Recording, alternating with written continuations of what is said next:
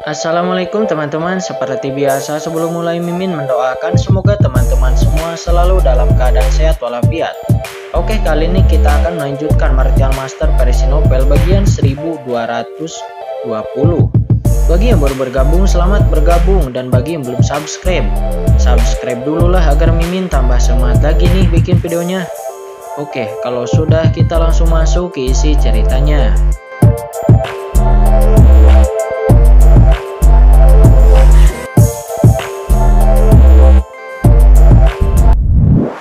Jelas, kekuatan jiwa yang kuat ini itu dicap di kedalaman aula harta karun ini, dan itu telah sepenuhnya mengendalikan aula harta karun ini. Pihak lain tidak sengaja menembak dirinya sendiri, tetapi itu karena jejak jiwa Kincen yang menyerbu ke dalamnya, yang setara dengan secara paksa menjarah harta karun yang telah dimurnikan oleh orang lain. Serangan balik Naruliah seperti itu dengan kekuatan jiwa.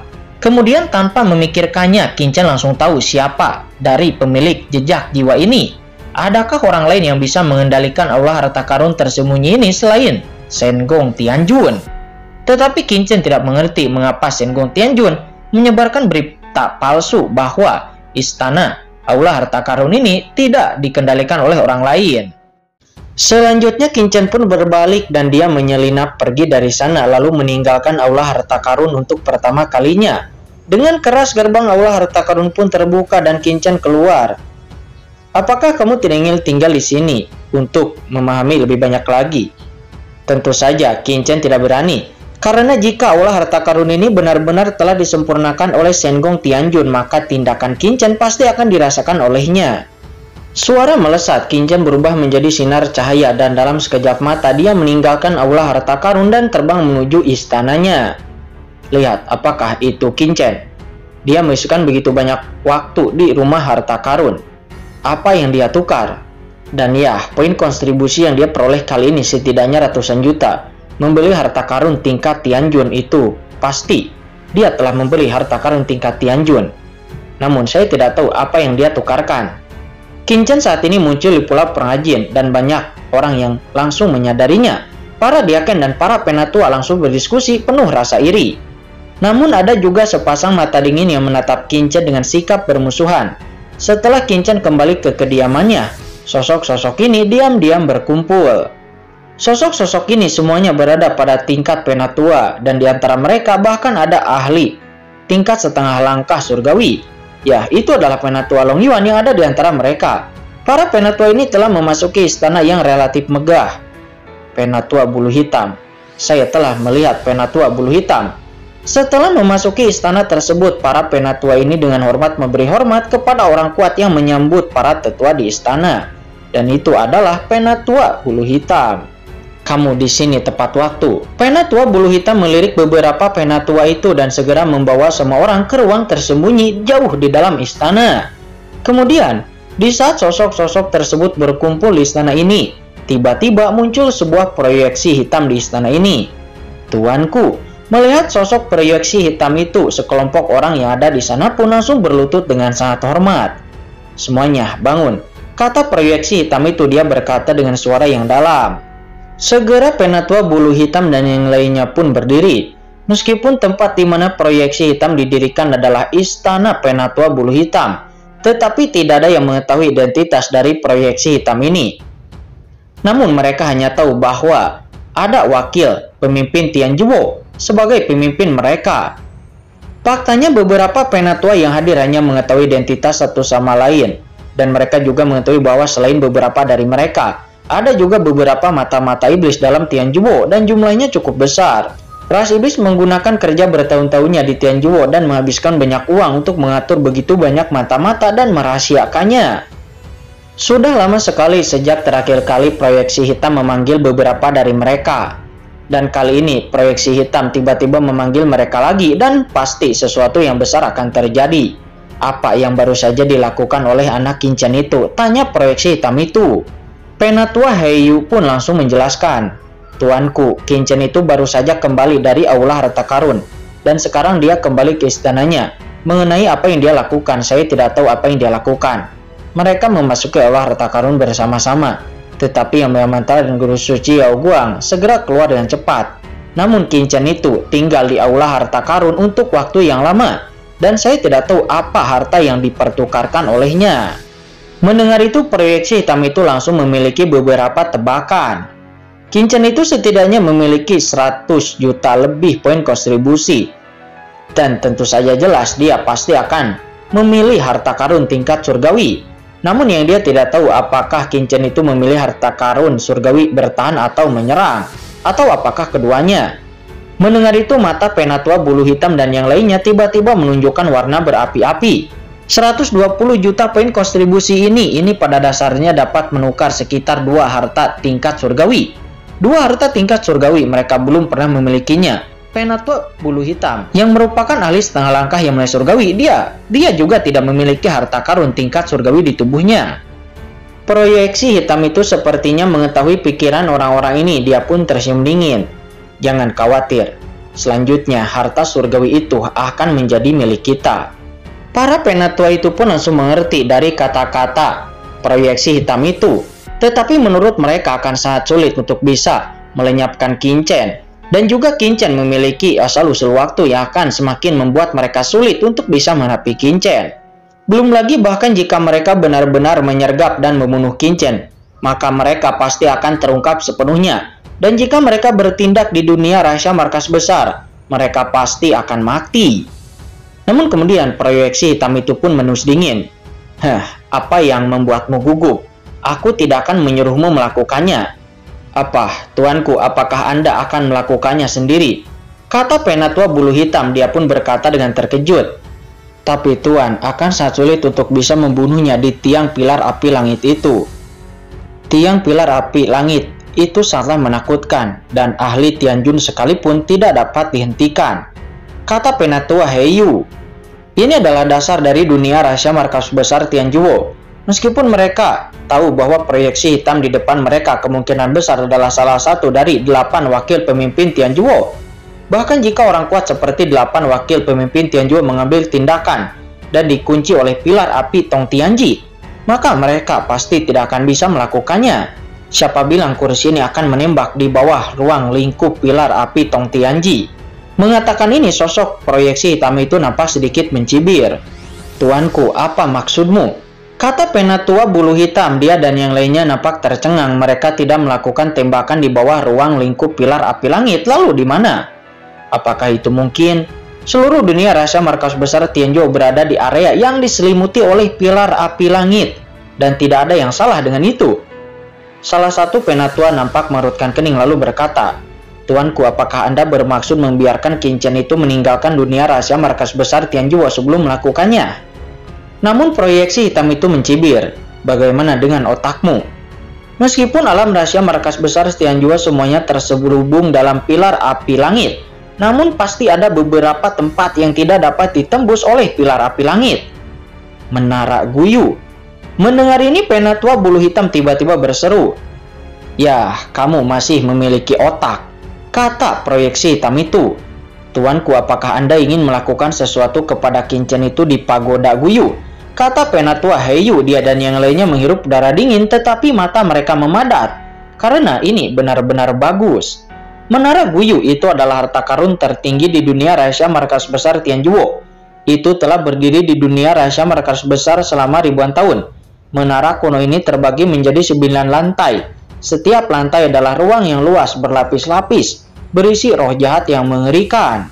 Karena pemurnian di pagoda Yu kuno, persepsi dan kecepatan pemurnian akan sangat meningkat. Sehingga di pagoda Yu kuno ada banyak ahli pemurnian yang terus berlatih dan menyempurnakan. Dan karena luasnya pagoda Guyu, tidak ada yang dapat menggoyahkannya dari zaman dahulu hingga saat ini. Dan bahkan Shen Gong Tianjun sendiri pun tidak dapat mengendalikannya. Hal ini juga membuat segala sesuatu terjadi di pagoda Guyu, sehingga tidak ada seorang pun yang dapat memantau atau bahkan menghubungkannya ke pilar api Tong Tianji. Jika proyeksi hitam ini tepat di pagoda Yu kuno, sangat mungkin untuk bisa membunuh Kincen, dan itu tidak akan menarik perhatian pilar api langit, dan tidak ada yang akan tahu siapa pembunuhnya. Satu-satunya masalah adalah kekuatan Kincen itu terlalu kuat. Jika Kincen jatuh di pagoda Yu kuno, maka semua wakil ketua aula yang memasuki pagoda Yu kuno pasti akan mengetahuinya. dan proyeksi hitam kemungkinan besar akan mengungkapkan identitasnya. Saya tidak tahu apa yang Shinor ingin kita lakukan, kata Penatua bulu hitam. Dia pun membungkuk dan bertanya, merayu. Ya, kalian harus merayu Kincen itu untuk bisa masuk ke dalam pagoda Yukuno. Selama dia memasuki pagoda Yukuno dan kalian membawanya ke area di mana aku berada, dia dipastikan akan mati, kata proyeksi hitam itu. Merayu Kincen untuk memasuki menara Guyu. Penatua Heiyu dan yang lainnya saling memandang dengan keraguan di mata mereka. Akan tetapi bagaimana cara mereka untuk bisa merayu Kincen memasuki pagoda kuno? Dan jikalau Kincen memasuki pagoda Guyu lalu ditemukan Kincen telah meninggal, bahwa hal itu juga akan menargetkan mereka dan mereka pasti akan diselidiki. Mereka memang berlindung di ras iblis, tetapi bukan berarti bahwa mereka rela mengabdikan hidupnya untuk iblis. Penunjukan Kincen sebagai pejabat wakil ketua Aula Tianjuo sudah cukup untuk melihat posisinya di mata ketua Aula. Dan begitu Kincen benar-benar mati di pagoda Yukuno, maka dapat dipastikan bahwa markas besar Tianjuo ini akan mengalami guncangan. Orang-orang ini belum ditemukan selama bertahun-tahun, tetapi mereka tidak sepenuhnya yakin karena di bawah pengawasan Guru Sengong Tianjun, pasti mereka tidak akan bisa lolos dari bencana. Poin ini, kursi ini juga sudah memikirkannya. Yakinlah kursi ini punya caranya sendiri, kata proyeksi hitam itu. Mendengar itu semua orang pun melihat ke atas. Tuanku, apa rencananya? Apa solusinya? Kursi ini dapat memicu kerusuhan roh jahat di Menara Guyu, kata proyeksi hitam itu. Dia berkata dengan sungguh-sungguh. Apa? Penatua bulu hitam dan yang lainnya mendongak dengan kaget.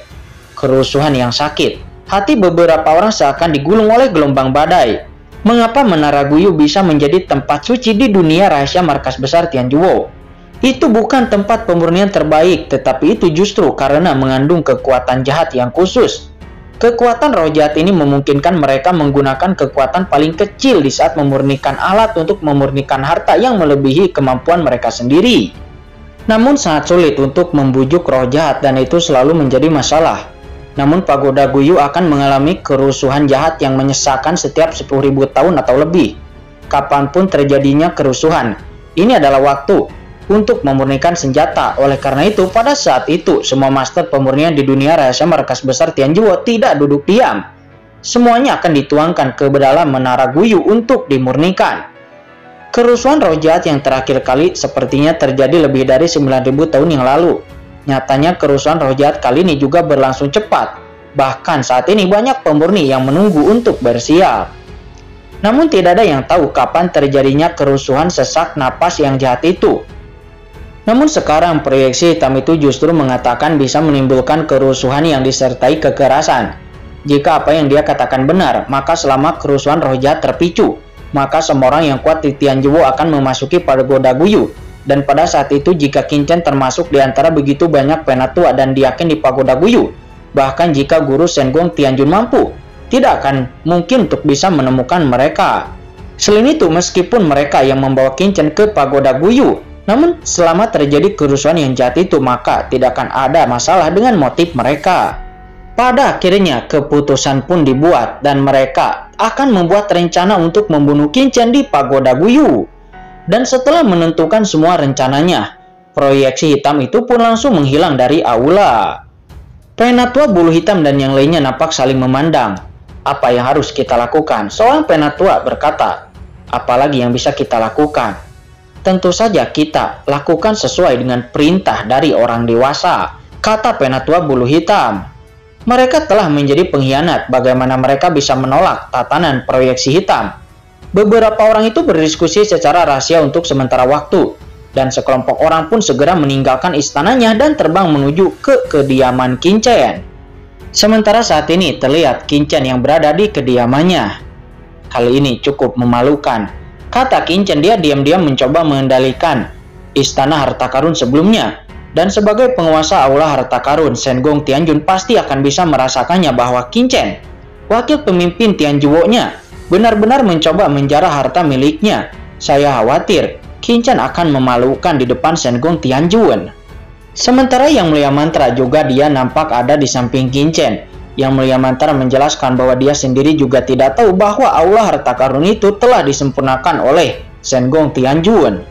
Ya sudahlah, ngomong-ngomong, kamu bilang sebelumnya kamu memiliki sesuatu untuk dikatakan denganku. Ada apa itu? Kata Qin Chen yang bertanya. Ya, itu benar. Anda sebelumnya memerintahkan saya untuk menyelidiki Jiwuxu dan yang lainnya, kata Yang Mulia Mantra. Mendengar itu, Qin Chen pun tiba-tiba memancarkan cahaya terang di matanya dan buru-buru berkata, apakah kamu punya kabar dari mereka? Qin Chen datang ke markas besar Tianjuo, alam rahasia markas besar. Qin Chen telah ada selama beberapa hari di sini. Dan Qin Chen juga sebenarnya telah memikirkan tentang Yuqiansu, Jiruyu, dan yang lainnya. Tetapi sampai sekarang belum ada kabar dari mereka. Namun saat ini wajah Yang Mulia Mantra nampak jelek, dan dia lalu berkata dengan suara yang dalam, tidak, aku sudah bertanya. Jiwuxu dan yang lainnya tidak ada di dunia rahasia markas besar ini. Apa, tidak ada di sini? Kata Qin Chen. Dia pun langsung terkejut dan mengerutkan kening. Bagaimana bisa? Setelah mereka kembali ke medan perang 10.000 ras Tianjuo, mereka pasti pergi ke markas besar Tianjuo. Lalu mengapa mereka tidak ada di sini? Mungkinkah mereka ada di bintang-bintang, di luar rahasia markas besar? Kata Qin Chen. Tidak, itu tidak berada di luar area markas besar, kata Yang Mulia Mantra. Kemudian Yang Mulia Mantra menjawab dengan jujur ketika melihat ekspresi wajah Qin Chen yang berubah menjadi jelek. Saya juga telah menggunakan hubungan tersebut untuk menyelidiki rahasia di luar markas besar, tetapi juga tidak ada berita tentang Jiwuxu dan yang lainnya. Ketika mendengar itu, ledakan, Qin Chen tiba-tiba berdiri dan aura pembunuh yang mengerikan melonjak darinya, seperti lautan besar yang menyapu langsung mengejutkan area sekitar. Merasakan aura menakutkan dari Qin Chen, wajah Yang Mulia Mantra langsung terkejut lalu menatap Qin Chen dengan takjub. Pada saat ini Qin Chen penuh dengan aura pembunuh, dan sepasang niat membunuh yang dingin muncul dari mata Qin Chen, yang membuat Yang Mulia Mantra langsung ketakutan. Apa yang terjadi? Apa-apaan ini? Dinyatakan dengan jelas bahwa Jiwuxu dan yang lainnya telah pergi ke markas besar Tianjuo. Tetapi ketika mereka tiba, Yang Mulia Mantra mengatakan sekarang bahwa dia tidak bisa menemukan Jiwuxu dan yang lainnya, yang membuat niat membunuh di hati Qin Chen pun keluar. Mata Qin Chen berkedip, dan berbagai pemikiran pun muncul di hatinya. Mungkinkah mereka mundur di alam rahasia atau di suatu tempat? Jadi kamu tidak dapat mengetahuinya, kata Qin Chen. Jangan khawatir, meskipun saya belum bisa menemukan Jiwuxu dan yang lainnya di mana mereka berada sekarang, tetapi saya sudah menanyakannya. Mereka memang datang ke dunia rahasia markas besar Tianjuo ini, tetapi mereka segera pergi. Pergi kemana? Apa yang terjadi? Kata Qin Chen. Aura pembunuhnya langsung ditarik dan dia pun bertanya dengan serius. Saya tidak tahu secara spesifiknya, tetapi dikatakan bahwa perintah ini dibuat oleh Sengong Tianjun sendiri. Sepertinya Yuqiansu dan Jiruyu dibawa bersama mereka setelah tiba di warisan kekuatan lain, lalu sepertinya menerima warisan itu, kata Yang Mulia Mantra. Kekuatan warisan yang lain. Qin Chen bahkan mendengar ini lebih bingung lagi. Kekuatan yang mana itu? Master Sengong Tianjun sangat kuat, bahkan ahli Tianjun kuat pun dapat belajar banyak di sini. Tetapi mengapa Sengong Tianjun mengirim Jiwuxu dan yang lainnya ke kekuatan lain? Dan juga dengan basis kultivasi Yuqiansu dan yang lainnya, mengapa Sengong Tianjun begitu peduli kepada mereka? Apa tujuannya? Tanda peringatan di hati Qin Chen pun meningkat, dan dia bisa merasakan bahwa Tianjuo ini sepertinya memperhatikan dirinya. Karena Qin Chen merasa sejak dia kembali ke markas besar Tianjuo, sepertinya hal-hal yang terjadi kepadanya sudah diatur. Inilah yang dirasakan Qin Chen setelah mempraktikkan jalan takdir. Jika aku tahu kekuatan apa itu, maka aku akan memberitahumu, kata Yang Mulia Mantra. Yang Mulia Mantra lalu berkata lagi, namun pengrajin kuno Tianjun mungkin tahu beberapa, dan Anda dapat bertanya kepadanya, kata Yang Mulia Mantra. Pengrajin kuno Tianjun.